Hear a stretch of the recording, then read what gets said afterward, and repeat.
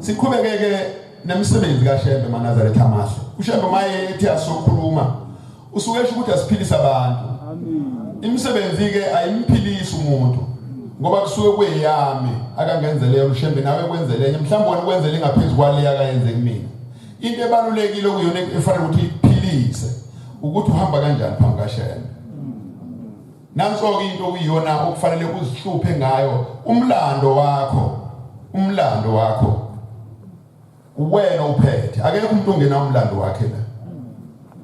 Lo mlando nje ukhulunywe ngawe mawusuphezulu kwethuna khulunywe ngawe wakhiwa uwe akekho ukuphayo ngoba sineqiniso usuke bekhuluma iqiniso bese bekhuluma ngento oyaziyo ngoba omunye uyethi ngazi kanje omunye ethi ngazi yonke le nto yakhiwa uwe.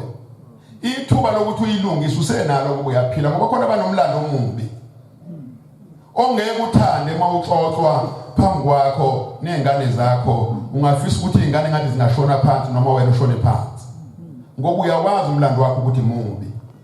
Uma ke uNkulunkulu ekuthanda vumela inhliziyo yakho ngoba inhliziyo yakho inonembeza osebenzayo. Unembeza ufi futhi unembeza umsaba umuntu. Unembeza nje uyisigora nje sinzima kabi noma ungane nesibhamu esingakanani unembeza ukutshela emahlweni ukuthi ungabadubula konke mina ngeke ngidubule. Ngoba unembeza ukutshela yonke into yazi usuku nosuku owayenza. Manje umuntu into ebalulekile ukuthi elungise iphutha lakhe uma usenethuba lokuphila. Ulungiselele ukuthi Nkosi mafika lolu suku lokuthi ngihambe emhlabeni ngicela ukuhamba ngiphelele kahle ebusweni bakho. Khona abantu abanomlando omubi umlando wokuxabana nabafowabo. Iphutha elikhulu kabi ungezwani nomfowenu wakwenu mhlambe esiswini ngisho esiswini phela ke ngikhuluma ngwasesiswini. Iphutha elikhulu kabi le xabana noyihlo uthi awuzwani noyihlo ile mawucabanga nje kahle hle umlando omuhle loyo mangase kuxoxwa izingane zakho kusasa ukuthi uba wengezwani nobaba mkhulu umlando omuhle loyo.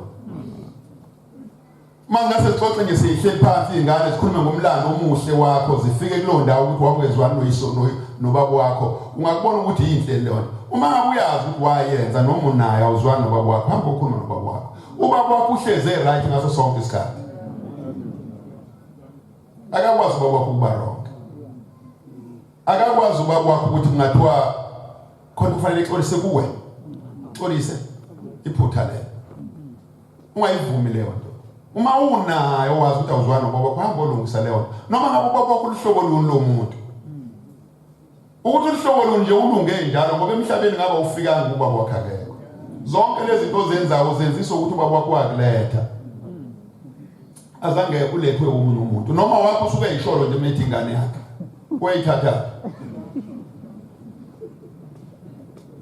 Wayithatha kukhona unkosikazi ufika nengane emsini phela leyo ngane leyo inamagama amaningi kabi uma ufike naye emsini. Manje ka ufikanga nawo lengane ukuthi ingane yakho makwenza ngokutshela abanye abantu ngeke utshele mina ukuthi ingane yakho akuyona yakho. Ngikhulumeke ngalento engiqhubeka ngikhuluma ngayo ukuthi umuntu akazakhela umlando omuhle. Kukhona insizwa eyaxoxa ngomlando omubi namanje mubi. Kodwa ixoxa ngento embi. Ake ngiqale lapha nje kancane ngithi uqhela kancane. Kukhona umlando owenzeka umama. Umabelwa nomamezala. Iphutha lelo ukuthi usho umamezala. Iphutha nje elikhulu kabi lelo ukuthi isarikazi mawusibona sesikhathele ubusuthi uma ukhuluma naso usithathe sokwengane. Ukhona owangixoxela. Ukhona ngimbonile. Uthi unina emndenini washaya isarikazi ngempama. Wasiyabula ngempama. Akhona impama ke njalo ukuthi nje udino ukuthi ungishaye ngempama abanayo impama abantu besifazana. Ubala nje. Kodwa uzodinwa ke lona ke oshayiwe ke kube ngazuthi ushayiwe.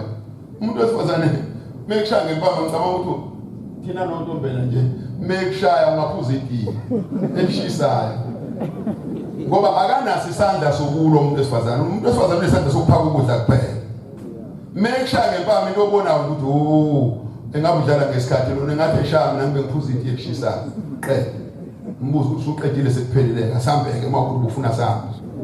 Washaya isarikazi ngempama ke.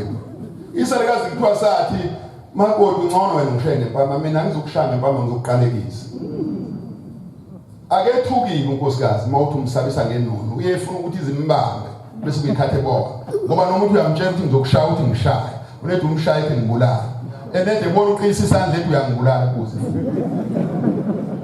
wasishaya isalikazi ngempama isalikazi sathi ungcono wena ngoba ungishayile mina ngizokushaya ngizoqalekisa akangethuka ukube wethuka wezohamba uyocela inhlawulo ebuye ehlawula isalikazi angimazi kwabiyoza wathini ngoba ngizange ngibuze kulo engixoxela ukuthi waqhubeka nokuthini kuthiwa kwadlula leso sikhathi esadlule esingeside amabele esekhukhumala ngangentaba zaseBuhleni akhukhumala amabele athi mekhukhumala amabele esevele imbobo qalekiswa phela ubuhlungu obuzwayo lapho kungaphi kwempama uyifake esalikazini kulungiseni-ke lokho umsana uxabana nezalikazi ngoba seyigugile ngoba isalikazi vele ngisho amaphinifu aso ayothathwa kuwe uyawaqoka kanje namaphinifu omuntu kade umshaya futhi inkinga le ikhona nawe uzokumalukazi nawe uzoba isalikazi kusasa njengoba uzele nje iy'ngane nazi zidinga ukuganga lezi y'ngane nazo lezi y'ngane zizoba nomakoti nawe uphinde ube isalikazi uzojabulani zona uma sezikuqondisa ngempama ilungiseni leyo nto bomama kuye kube ngathi inkonzo uma idila izizodlula kakhulu kunina miningi imikhuba vele hayi ngoba kuyinzondo kodwa kusuke kuyizinto ezenzekayo ukuthi into eyenzekayo njalo idilaya awekho amanzi athi ebefike engadluli kunina kulungiseni lokho lona-ke ngikhuluma ngaye iwashini ngangishaye Ndlovu lona ngizokhuluma ngaye uthi emndenini njengoba ngilinganisa ukuthi lungisani iy'nkinga bafowethu uthi emndenini kwakunotshwala kunomsebenzi kuzohlatshwa